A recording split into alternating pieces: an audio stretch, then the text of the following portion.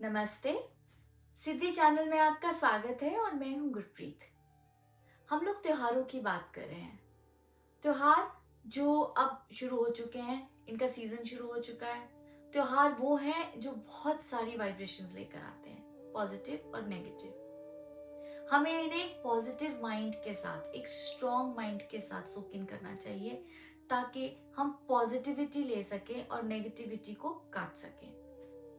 मेरा आज का ये वीडियो थोड़ा सा लंबा होने वाला है, तो प्लीज आखिर तक मेरे साथ जुड़े रहिएगा। मैं आपके लिए बहुत सारी टिप्स लेकर आई हूँ। शुरुआत करते हैं फास्टिंग पे। फास्टिंग पे हम ऑलरेडी एक वीडियो बना चुके हैं, मैं उसका लिंक आपको इस वीडियो के एंड में दूंगी।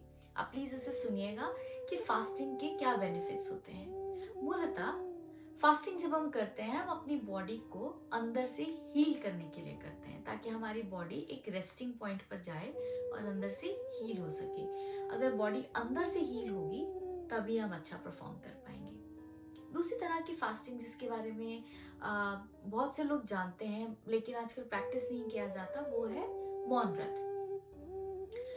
मौन व्रत जो है वो इसलिए किया जाता है ताकि आप अपने आप के साथ जुड़ सकें, आप रिफ्लेक्ट कर सके, इंट्रोस्पेक्शन कर सके, अपनी एनर्जी को समझ सके, अपनी ऑरा को समझ सके, अपनी वाइब्रेशन को समझ सके। देखिए, अगर मैं अपने आप को समझूंगी तभी मैं दूसरों को समझ पाऊंगी। मुझे क्या चीज अच्छी लगती है, क्या चीज मुझे सूट करती है, अगर मुझे ये समझ में आ जाएगा तभी मैं दूसरों को भी समझ पाऊंगी ना, कि ये मेरे लिए किस तरह की एनर्जी लेके आ रहे हैं या वो मेरे लिए किस तरह की एनर्जी लेके आ रहे हैं। तो उस तरह की विजडम आपके अंदर आती है जब आप मौन व्रत रखते हैं। बिकॉज झुंझलाहट के साथ आप कुछ घंटे निकालते हैं लेकिन उसके बाद आपको आदत हो जाती है, क्योंकि वो प्रोसेस बहुत सुंदर प्रोसेस है। तो ये तो हुआ मौन व्रत।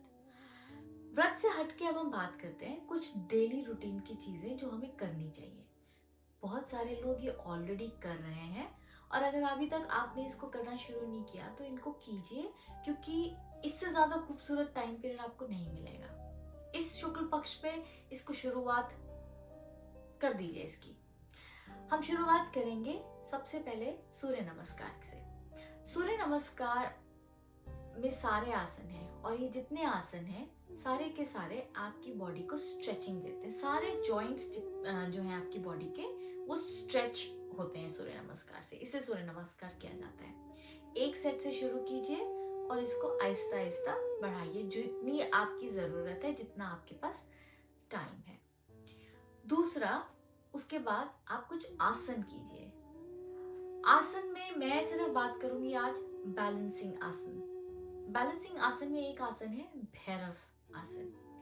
भैरव आसन के अंदर हम एक टांग के ऊपर अपना वेट रखते हैं और दूसरी टांग को फोल्ड करके, थोड़े एडवांस लेवल के जो लोग हैं वो हाथ ऊपर कर लेते हैं और हम अपनी दोनों पैरों को ऑल्टरनेट करते हैं।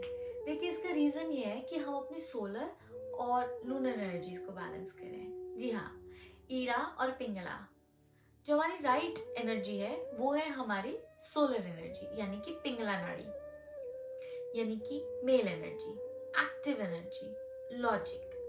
और जो हमारी लेफ्ट साइड है ये है हमारी लूनर एनर्जी, फीमेल एनर्जी, हमारे इमोशंस।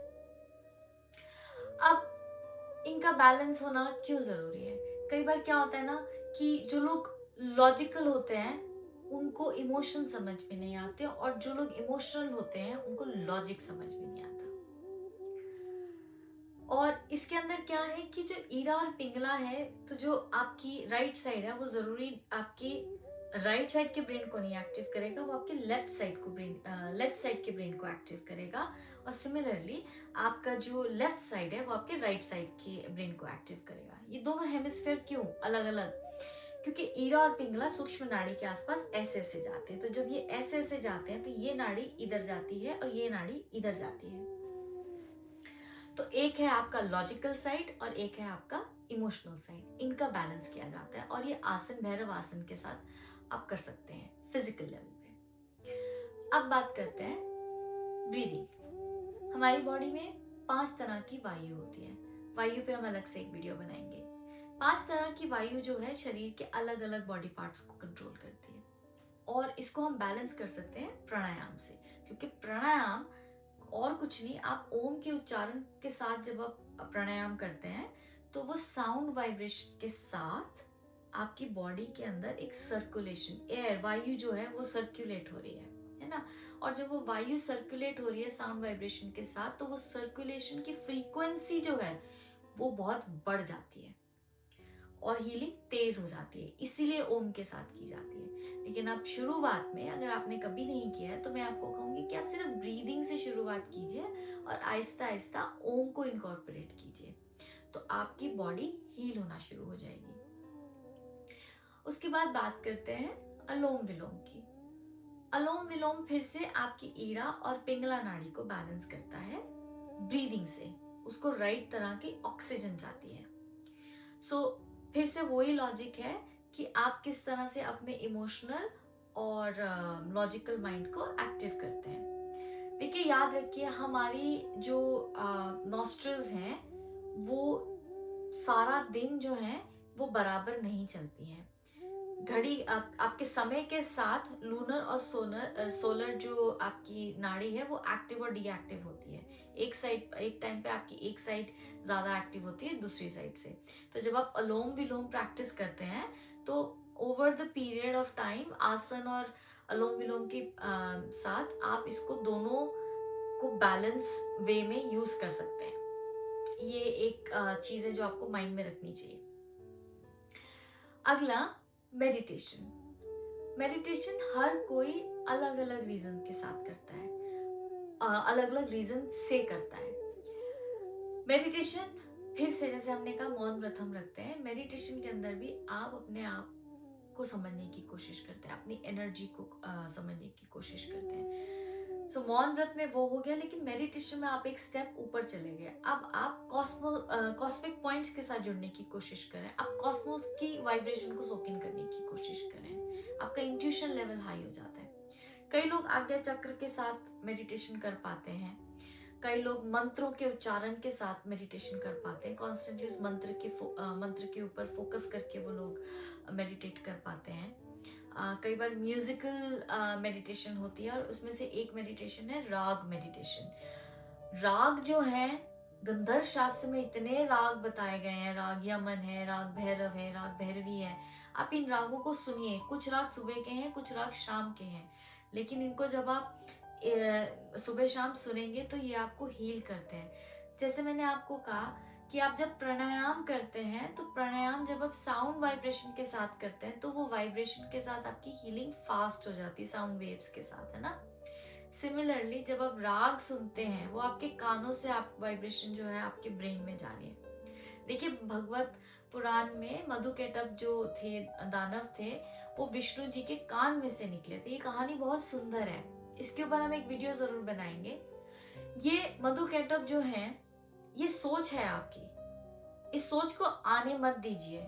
इस सोच को यही, मतलब जब जैसे ही आए उसको वहीं स्टॉप कीजिए और वहीं ड्रॉप कर दीजिए। फोकस कीजिए।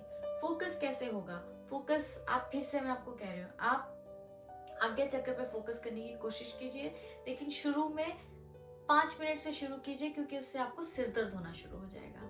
आप त्राटक कर सकते हैं, त्राटक से आप एक बिंदी के ऊपर आप फोकस करते हैं, लेकिन थॉट्स नहीं आनी चाहिए। आपको फोर्सफुली अपनी थॉट्स को स्टॉप करना है। यहाँ पे हम अपने आप के साथ टाइम स्पेंड करने की कोशिश करें। हम ये नहीं सोचे कि उसने ये चीज की कि नहीं की, मैं उसको क्या जवाब, नहीं, वो नहीं।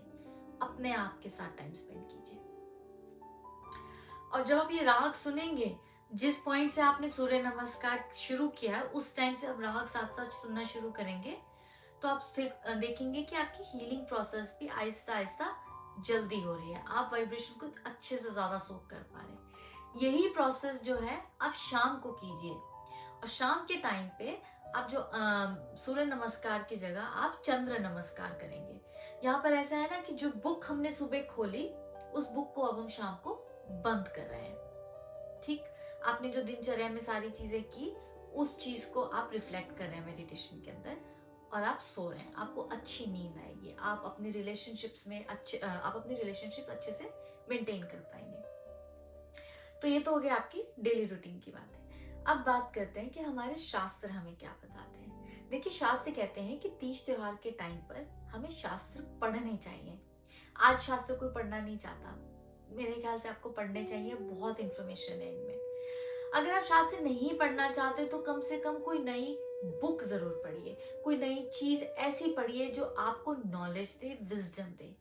क्योंकि अभी क्या है ना कि वाइब्रेशन इतनी स्ट्रांग है और आप इतनी सारी चीजें कर रहे हैं, तो आपका ब्रेन जो है वो बहुत सारी चीजें जल्दी जल्दी सोक इन करेगा। ठीक, तो इसका एक और पहलू ये भी है कि जब आप रीड करते हैं तो आप अपने बुद्ध को स्ट्रांग करते हैं। रीडिंग जो है बुद्ध को स्ट्रांग करता है। जब आप ज्ञान अर्जित करते हैं तो वो आपके जुपिटर को स्ट्रांग करता है, गुरु प्लैनेट को स्ट्रांग करता है। सो प्लीज रीडिंग कीजिए। रीडिंग जो है साइंटिफिकली अभी अप्रूव हो चुका है कि डिमेंशिया जैसी और पार्किंसन जैसी जो डिजीजेस हैं उनको प्रिवेंट करता है। सो रीडिंग जरूर कीजिए। दूसरी चीज जो हमें कही गई है वो है सत्संग। अब सत्संग जो है वो सिर्फ सत्संग वर्ड को अगर हम समझे तो उसके अंदर सारे जने बैठकर जब सत यानी कि नाम लेते हैं, भक्ति योग में जाते हैं, तो वो सत्संग हो गया। सत्संग में क्या होता है कि सबकी वाइब्रेशन होती है।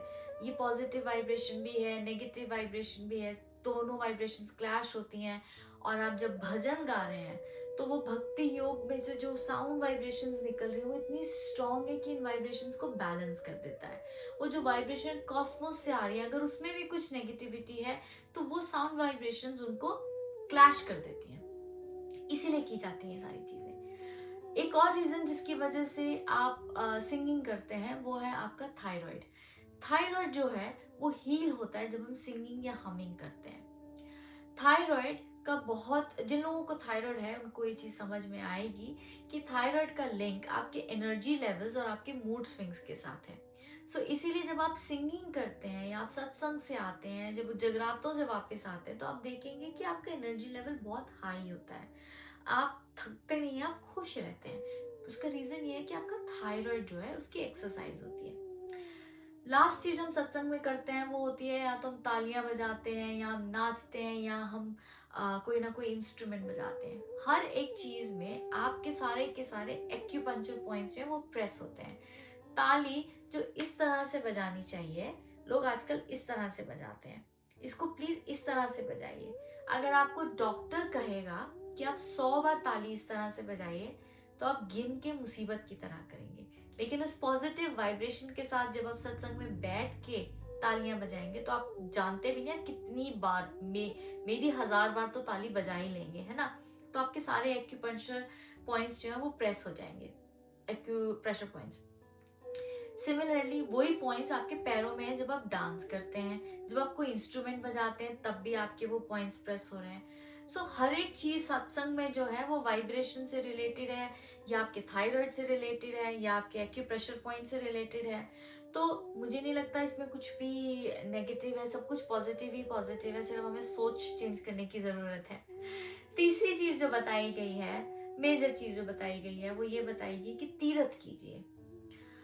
तीर्थ क्यों कर किया जाता है? और इस टाइम पे फिर से मैं तोते की तरह बोल रही हूँ कि वाइब्रेशन बहुत स्ट्रांग होती है, आप ज्यादा अच्छे से सोक इन कर सकते हैं एनर्जीज को। हमारे तीर्थ जितने भी बने हुए हैं वो पहाड़ों के ऊपर बने हुए हैं, क्योंकि वहां पे आकाश तत्व, ईथर एलिमेंट सबसे ज्यादा हाई होता है। वाटर बॉडी जरूर होती है, पानी जरूर होता है आसपास, क्योंकि वो आपका जल तत्व है, वाटर एलिमेंट है। और नेचर के आसपास होता है तो वहां पे आपका earth element, fire element already वहां पे प्रेजेंट होता है क्योंकि वहां पे अखंड ज्योत चलती है। और वायु तत्व, बिकॉज अर्थ एलिमेंट वहां पे इतना स्ट्रांग है तो वायु एलिमेंट ऑटोमेटिकली आती ही है। सो ये सारे एलिमेंट्स का वहां पे बहुत ज्यादा बैलेंस होता है। लेकिन ये जो तीन है, आपका आकाश, जल और पृथ्वी तत्व, ये बैलेंस होते हैं, ये अबंडेंस में होते हैं वहां पे।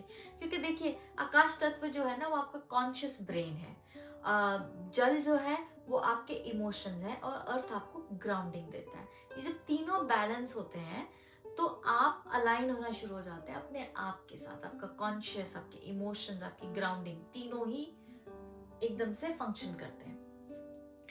जब आप तीर्थ पे जाते हैं या कह लीजिए जब आप पहाड़ों में जाते हैं वॉक के लिए या छुट्टियां मनाने के लिए, तो आप देखेंगे वहां जाके आपको रिलैक्सेशन से नींद बहुत आती है, आप खुश होते हैं, आप थकते हैं लेकिन आप एक रिलैक्सेशन मोड में होते हैं। उसका रीजन यही है कि आप हील हो रहे हैं, आपके एलिमेंट्स बैलेंस हो रहे हैं। सो इसीलिए तीर्थ बताए गए, ताकि आप उन तीर्थ पे जाके अपने आप को बैलेंस कर सकें, उस पॉजिटिव एनर्जी को और अच्छे से सोक इन कर सकें। ये थी मेरी आज की टिप्स आपके लिए। मैं ये उम्मीद करती हूँ कि इन टिप्स में से आप कुछ टिप्स को जरूर आजमाएंगे, और कम से कम कुछ नहीं तो जो मैंने आपको डेली रूटीन की कुछ एक्सरसाइजेस बताई हैं उनका प्लीज बेनिफिट उठाइए, और इन त्योहारों में इसका बेनिफिट उठाकर इसकी पॉजिटिव एनर्जी को मैक्सिमम बेनिफिट के लिए सोक इन कीजिए।